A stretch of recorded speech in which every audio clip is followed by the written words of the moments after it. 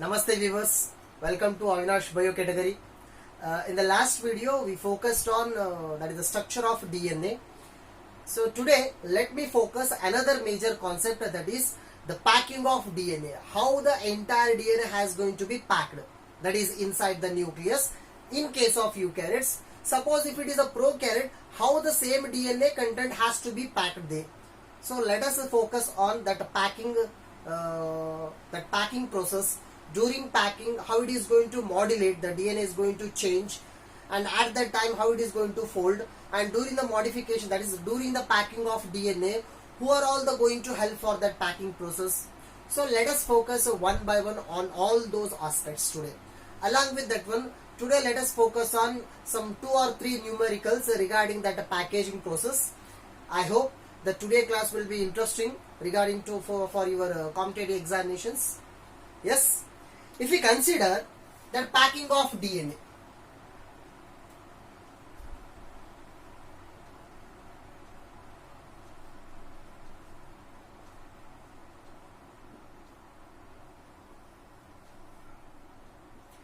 so here the name itself suggests packing of DNA means the DNA, that's why it is a genetic material for all the organisms, for in all the cells. So in this DNA, how it is going to be packed in the nucleus. Suppose if it is a eukaryotic cell, why it has to be packed means the length of DNA will be larger compared to the size of cell, size of the nucleus. If we leave the DNA as it is in the nucleus, or sorry, as it is in the cell means, so its a volume will be larger compared to the cell. We cannot fold it, so we cannot insert that DNA properly. Why? Because it's a huge length. So because of that reason, the DNA has to be packed systematically inside the nucleus. Then how it is going to be systematically packed? If you want to observe this one, so before that one, let me tell you a scenario. So that's for general illustration. Suppose we are going for a tour, we are going for a picnic. So before the picnic, that is earlier day, we are going to pack all the materials, say all the things. Say for example, our clothes. So cloths quantity, that it is huge. More number of cloths are present, but the bag size is small. That means compared to number of cloths, the bag size is small. Suppose if you don't put all the cloths or the belongings in a proper systematic way, we cannot insert all the things, all the cloths in that small bag. So that is the thing. Here also DNA size is large. So in that larger DNA, we have to fold it in such a way that in a small nucleus area we have to insert it. So that process is considered to be the packaging of DNA here. Right? So let me consider the first one. In the packaging of DNA, the first one is in the prokaryotes. Yes. In the prokaryotes, how this DNA is going to be packed? So this is the thing. As already we know, the prokaryotes are, these are not having a nucleus. These cells do not have nucleus. So that is the thing. So they don't have the nucleus. For example, let me consider the bacteria. So in the bacteria, so this is the DNA content suspended inside. So this is the DNA content in the bacteria. Surrounding cytoplasm is there, but there is no nucleus. Then the question will be arise, how the DNA will be fixed at one place, or how the DNA will be coiled together. If it is not coiled, if it is not in the folded form, the total DNA will be suspended or scattered throughout the cytoplasm. But it is not like that. So here the DNA is present in one systematic folding form. And this folded form of DNA is considered to be the nucleoid. We will consider this one as nucleoid, not a nucleic acid. So in our case, we will consider as, of course, this is nucleic acid, but this is scattered, folded form is considered to be the nucleoid. So here, for folding of this DNA in the prokaryotes, so here majorly 2 things are involved for packing of DNA. The one thing is RNA. Along with the RNA, some proteins are used. Those are considered to be the polyamines. So this is the thing.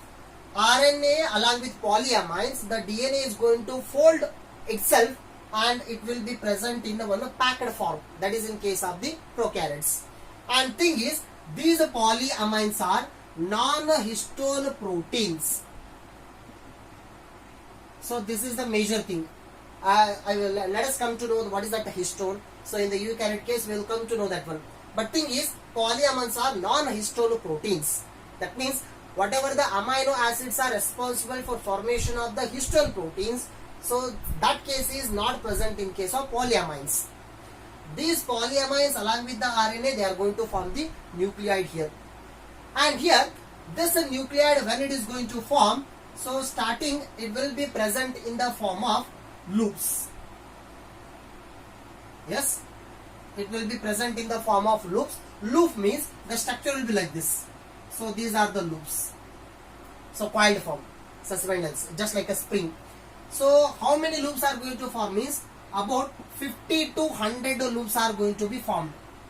Say for example, the DNA along with some RNA as well as the polyamines, like this polyamines, it is going to fold in the form of a spring, and those springs are looking like loops.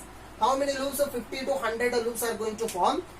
These loops, these coiled loops, further they are going to condense to form domains. Next loops, they are going to form independent domains.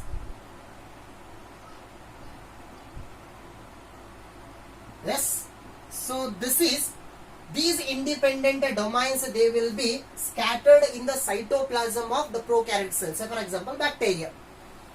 So this is in case of the prokaryotes.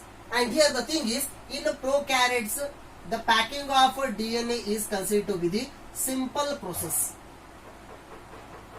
There is no supercoiling, there is no further condensation with the different proteins, there is no extra effort. But thing is, here the packing of DNA in case of prokaryotes is simple, right?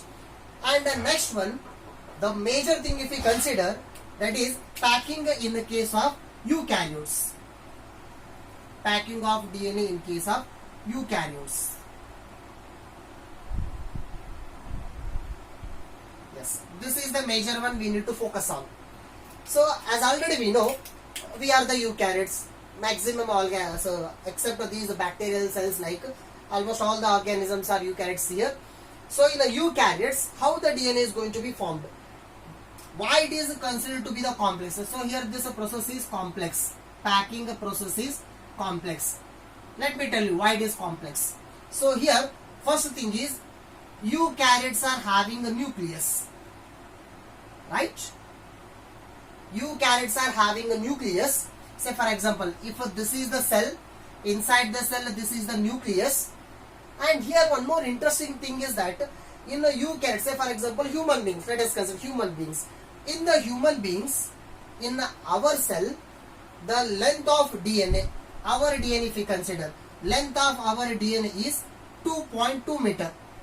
Yes, length is 2.2 meter, and the nucleus diameter, it will be around 50 micrometer. See the comparison, compare the size. The size or diameter of the nucleus comparing with the DNA which has to be packed inside. So that means packing material is larger than the place where we are going to pack, where we are going to insert. So because of that reason, we cannot insert this DNA as it is into this nucleus. Why? Because its size is large, its size is more, length is more compared to this size of the nucleus. Hence we have to pack here. Then the question will be arised, how will come to know this is the 2.2 meter our DNA is? So how we can calculate means, we have to consider the total number of base pairs. Total number of base pairs in the human DNA. In the human DNA, the total number of base pairs are 6.6 into 10 to the power 9 base pairs. So the total number of base pairs in our DNA. And one more thing keep in your mind, I am talking about a diploid content of DNA. This is a diploid DNA, not haploid. Diploid, so suppose we consider haploid means single site, if we consider means it becomes a 3.3 to 10 to the power 9 base pairs. Now these many base pairs are present, and already we know the distance between two base pairs. In the previous class we saw that one, that is 0.34. Let me multiply this one. 0.34 nanometer. Nanometer means 10 to the power minus 9. Yes. Now if you multiply these two, that is total number of base pairs multiplied by the gap between two successive base pairs. If you multiplied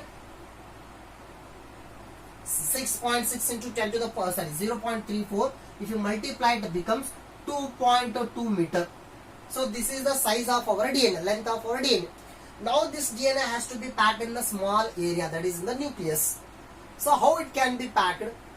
And one more thing, not only for human beings, you can calculate for other organisms also. But thing is, this value you should keep in your mind always. That is 0.34 into 10 to the power minus 9 meters. That is in between the two base pairs. Say for example, if you consider E. coli, so let me consider. In E. coli, the total length of DNA is 1.36 millimeter. So this is the length of E. coli DNA, that is in the bacteria. Then they can ask the question, then how many base pairs are present in that DNA? Already I have given you the length of DNA, and one more thing, already this value is fixed, that is 0.34 into 10 to the power 9, that is gap between the two base pairs. Already we know the gap and total number length of the DNA we know, then easily we can find out the number of base pairs. Yes. So for any DNA we can calculate like that. Then the question will arise, how this large DNA can be packed inside. So here, before that one, first we need to understand the nature of DNA.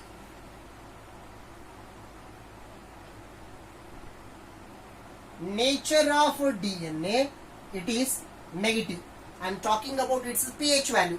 DNA is a negatively charged. The question will be arised, why the DNA is a negatively charged? The reason is, in the DNA we are having three components: nitrogen base, pentose sugar and phosphate. So that phosphate, because of that reason, that is in the backbone, the DNA will get a negative charge. Right? The DNA is a negative as well as DNA is a basic. Sorry, DNA is acidic. The DNA is acidic as well as it is having the charge negative. pH value is acidic, and by its charge value if you consider, it is negative. And if you want to fold this DNA, we have to use its opposite charge. That means the positive charge helps in the coiling of that negatively charged DNA. Or if that is the basic, means little bit acidic content, if that is the acidic, means little bit basic nature should be present there to fold that DNA. Right? So in order to fold this DNA in the nucleus, some special proteins are present here, and here those proteins are called as histone proteins. The special proteins are present in the nucleus of the eukaryotic cell, already those are present, and they help in the coiling or folding of the DNA systematically. And histone proteins, these are, let me consider, basic proteins. Our DNA is acidic and this is the basic. And one more interesting thing is, histone proteins are having positive charge, right? So these are having positive charge. Why these are having positive charge means, histone protein, it is made up of majorly two amino acid. One is lysine, another one is arginine. So lysine and arginine, these are the basic amino acids. So because of that reason, it is having the basic nature. And one more thing, because of these amino acids, so it is having the positive charge also. Now histone proteins are having made up of these amino acids, and their charge is considered to be the positive charge. Now histone protein, surrounding the histone protein, the DNA is going to coil. Say for example, if this is the histone protein, means the DNA is going to wrap, or the DNA is going to form, that is coil. So DNA charge is a negative, as already we know here. The DNA charge is a negative and the histone protein charge is positive. Negative and positive both get connected together with the help of ionic bonds. So here ionic bonds are used for connecting DNA to the histone. And here we are having 5 types of histone proteins here. 5 types. Those are H1, H2, H2A, H2B, H3 and H4. So totally we are having 5 types of histone proteins here. And here, so H means histone there. So here H2A, H2B, H3 and H4. These 4 histone proteins, they are going to form octamer. Next. Yes, they are going to form octamer. Octa means how many? 8. So mer means units. So all these are the units. Octamer means, so here 2 copies. 2 copies of each protein, they are going to form one octamer. So this is called as histone octamer. Surrounding this histone octamer, our DNA is going to wrap. So say for example, let me consider this is the histone. And one more thing, I am not separately showing all the 8 histone proteins together. I am considering all the 8 histone proteins together form one unit, one bigger unit. It is called as histone octamer, right? So here somewhere else, here one more protein is remained, and this protein is considered to be the H1 protein. This is the H1 protein. So let us come to know what is its function later. Now histone octamer, surrounding it is having the positive charge. On its outer surface, it is having the positive charge on its surface. But thing is, at the center, so let me divide the octamer into 2 portions, the cortex and that is a medulla portion, or the core region. Let me consider this the core region. Histone octamer, at the center it is having the positive charge, negative charge. It is having negative charge as well as hydrophobic. So water cannot enter inside. But outer side it is opposite. So here the histone outer side it is having the positive charge. And what is the charge of our DNA? Our DNA charge is negative. Now the negatively charged DNA is going to coil. Like this. When it is going to coil, now this structure is considered to be the nucleosome. This one structure we will call it as nucleosome. And here in the nucleosome, if we consider, now the DNA has been wrapped here, it has been coiled together. In that coiled DNA, how many base pairs are present? If we count means, there will be 146 base pairs. Say for example, from this end to this end, the wrapped DNA just I am considering. So there 146 base pairs are involved for wrapping around that histone octamer. And if I consider another nucleosome in the same way, so let me consider this is the first one, second one, third one, fourth one, fifth one, sixth one. All these are the histone octamers. Now surrounding the histone octamer, the DNA has been coiled like this. Our DNA has been coiled here. Total how many nucleosomes? 1, 2, 3, 4, 5, 6 nucleosomes. Now let us consider 6 nucleosomes have been used here. Our DNA has been coiled here, and here we are having H1 protein. So these are the H1 protein side, right? Now, as already we know, the total number of base pairs in this DNA is 146. Now, this is the first nucleosome, second, third, fourth, fifth, sixth. Now, in between the first and the second nucleosome, so here attaching the DNA is present. It is not used for coiling. So, one connecting the DNA is present here. This connecting the DNA is called as linker DNA. So this is considered to be the linker DNA, and the length of that linker DNA is 55 base pairs. Not exactly 55, it may be 55 to 70 base pairs depending on the species. Depending on the species, it is species specific actually. Now 146 base pairs plus 55 base pairs, roughly if I consider, it becomes 200 base pairs, right? So I can consider totally together, actually it becomes 201. Now roughly consider 200 base pairs. One nucleosome total together, one nucleosome is nothing but 200 base pair DNA length. So what all these things indicate here is that in a DNA, if you are having one nucleosome means 200 base pair length of DNA, its size is less, its size is merged.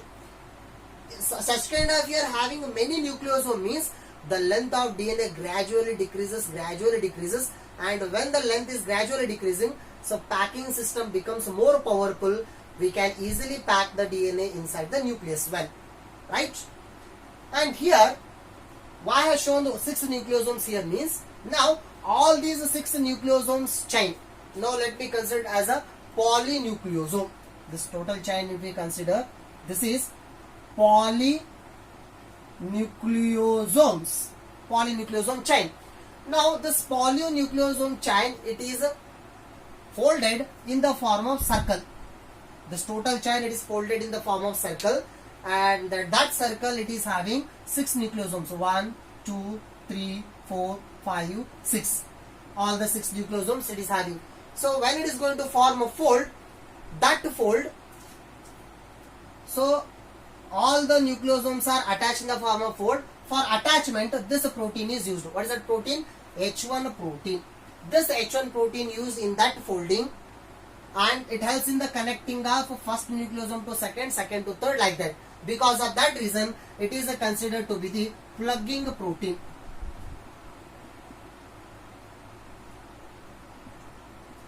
Yes, this protein, H1 protein, it is considered to be the plugging protein. And thing is, plugging protein is species specific.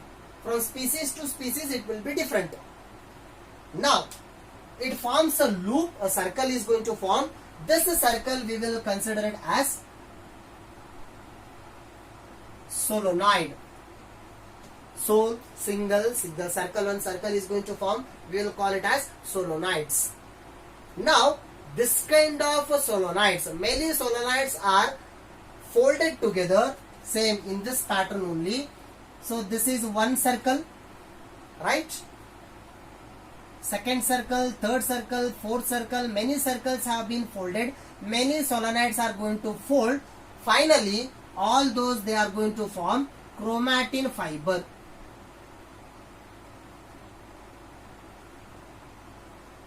Yes. And this chromatin fiber, next, it is going to again further coil together. Again, it is going to condense to form chromatid. So let me write here. Next, it is going to form chromatid, right? Chromatid, or we can consider chromosome also. When this process is going to happen means, chromatin fiber, it is going to condense to form chromatid at the time of metaphase, right? At the metaphase time, it is going to happen. And one more interesting thing, chromatin fiber, it is going to form chromatid or chromosomes. That means it is supercoiling. For that supercoiling process, we need the help of other proteins. Those are called as NHC proteins. So NHC means non-histone chromosomal protein. Non-histone chromosomal proteins. Other proteins are used. So for example, those proteins, if we consider scaffold protein.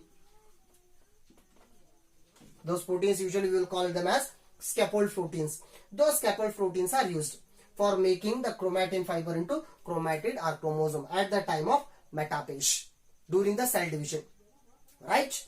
So this is the few things if you consider, it's general if you consider. And other interesting thing is,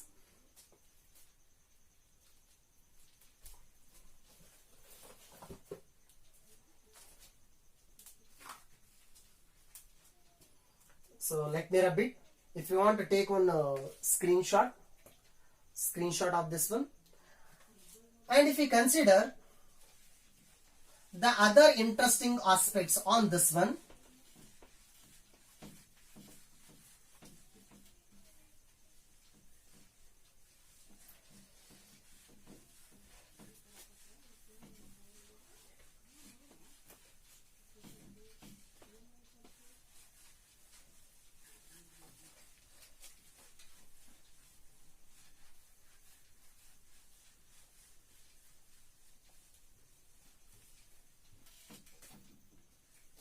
suppose if we consider a small numerical point of so this concept here, the packing of DNA. So if they are given with a number of nucleosomes present in our DNA only. Say for example, the question is like this. The question is, how many nucleosomes are present in the diploid content of human DNA? Let me repeat it once again. How many number of nucleosomes are present in the diploid content of human DNA? If they ask the question like this, then how to solve it with this one? So as already we know, the diploid content of human DNA, that is 2.2 meter length. It is having total length, right? And one more thing, the total number of base pairs in the diploid content of human DNA is 6.6 into 10 to the power 9 base pairs, right? These many number of base pairs are present here. Then one more thing, as already we know, 200 base pairs. 200 base pairs are used for one nucleosome. Yes, for formation of one nucleosome, along with that is wrap DNA and linker DNA together, 200 base pairs length DNA is used. So let me roughly consider one nucleosome means 200 base pairs. Then how many base pairs are present in this much of DNA? If you want to calculate, means simply what we need to do is 6.6, yes, into 10 to the power 9, then those many number of base pairs, divided by 200. So base pair is common both the side, let me leave it. So then what it will be? So here 2 and that 2, that becomes 10 to the power 7, and here 2 and this one 3.3. So this becomes 3.3 into 10 to the power 7 nucleosomes. So roughly it becomes, I think, 3 crore 30 lakhs. 3 crore 30 lakhs nucleosomes are present in the DNA here. So if you observe that one, the total chain will be looking like this, and all of these are the nucleosomes. And if you observe this structure, all the nucleosome structure, that is polysome structure here, polynucleosome structure, this chain is looking like a beads on the string.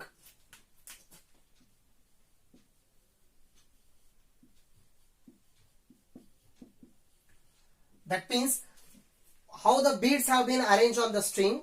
So when we are going to tie to our neck, that is a bead string, beads on the string like structure, it will be appearing here.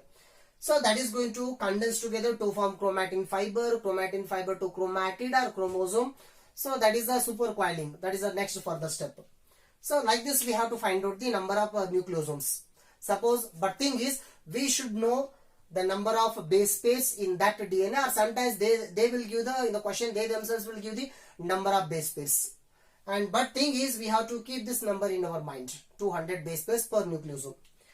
Let me consider another interesting question. The question is like this.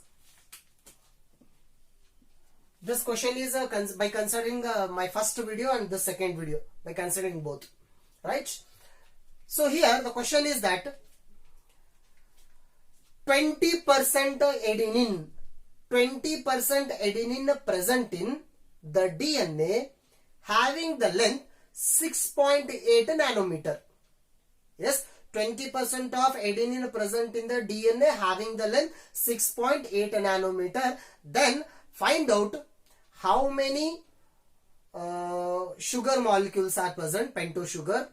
then how many nitrogen base pairs are present, then how many phosphate groups are present, then how many hydrogen bonds are present. All these things they have asked here. So let me write here. The given data, let me write. The given data is 6.8 nanometer length DNA. This is the DNA length they have given, right?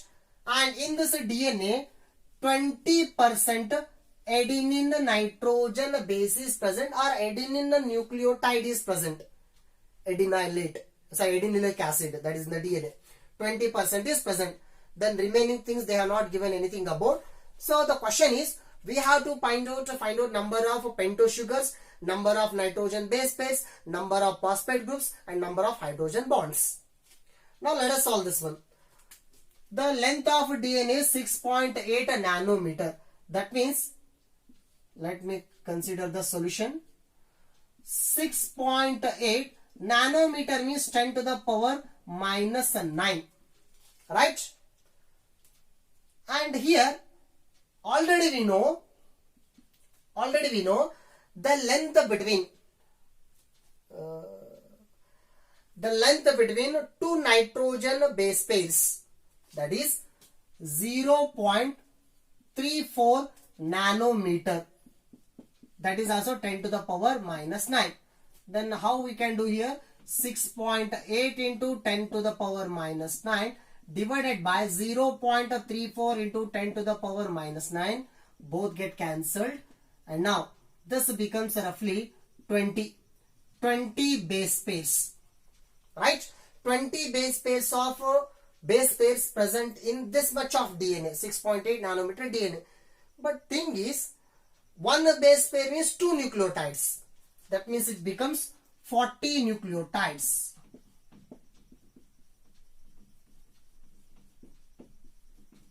Right? So 20 base pair is equivalent to 40 nucleotides. Now let me come to the another second data here. 20% adenines are present. Now total nucleotides are 40. Among 40, 20% adenine group is present. Adenylic acid is present. That nucleotide is present. For 40, 20% means, let me consider. For 40, 20% means it becomes 8 adenines. In the 40, 20% means 8. So adenine 8 means that is nothing but 8 thymine. Adenine is equal to thymine according to Chargaff's rule. So 8 adenines and 8 thymines. 8 and 8, 16. Out of 40 nucleotides, 16 nucleotides are adenine and thymine. Remaining how many? Yes, remaining how many? 8 and 8, 16. Right? 40 minus 16. It becomes how much? 34. So 34 remaining 2 nucleotides are present. And their G equal to C. That means 7 guanine, 7 cytosine. So that is nothing but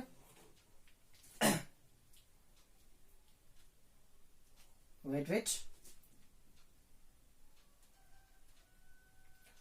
40 minus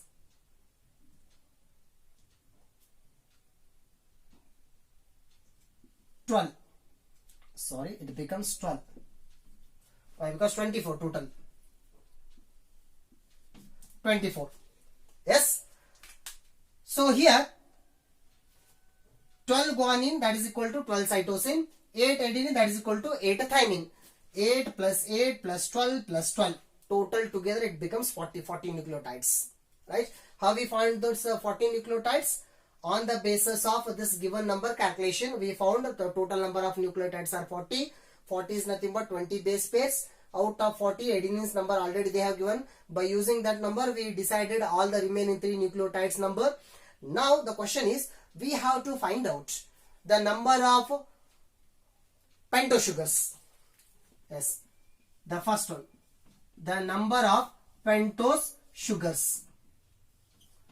So this is the common thing. Just we have to understand one nucleotide one nucleotide will be having one sugar compulsory. What is the meaning of nucleotide? Nucleotide means combination of a nitrogen base, one pentose sugar, one phosphate. So here 40 nucleotides means number of pentose sugars are 40. And the second, the requirement they asked is nitrogen base pairs. How many nitrogen base pairs are present here? As already we know, 2 nucleotides becomes 1 base pair. Total number of nucleotides 40. That means how many base pairs? 20 base pairs. Then the third requirements, number of phosphate groups. How many phosphate groups are present? The number of phosphate, that is also common thing. How many sugar, pentose sugar molecules? Such many number of phosphate groups. So that is also 40.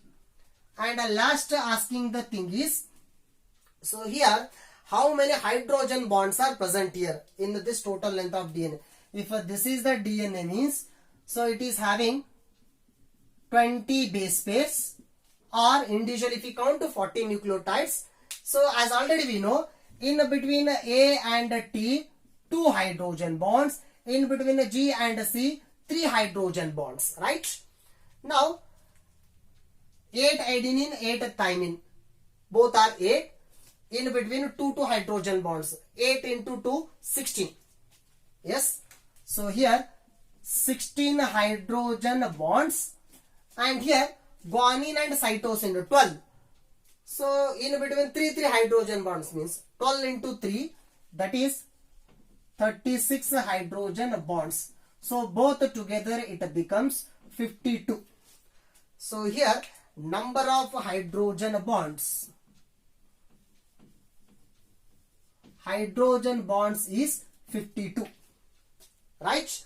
So these are the things how we can calculate in the numerical portion here, right? So I hope you have understood the concepts regarding the packing of DNA, and a little bit small numericals given, they are given related to this one. I hope you have understood this video. If you are having any doubts in the comment section, please give the question if you are having any doubts regarding this one. In the next video, let us focus on some important experiments in this DNA concept. Regarding this one, what are those important experiments? Yes, thank you.